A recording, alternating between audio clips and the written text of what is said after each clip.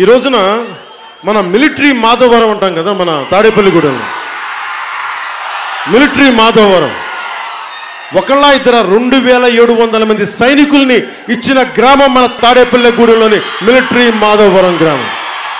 ఈ రోజుకి 250 పైచిలకు 270 మంది సైనికులు ఇంకా మనకి ఎయిర్ ఫోర్స్లోను, మిలిటరీలోను, నేవీలోను పనిచేస్తారు. అంత గొప్పటి గ్రామం అది మన మిలిటరీ మాధవరం.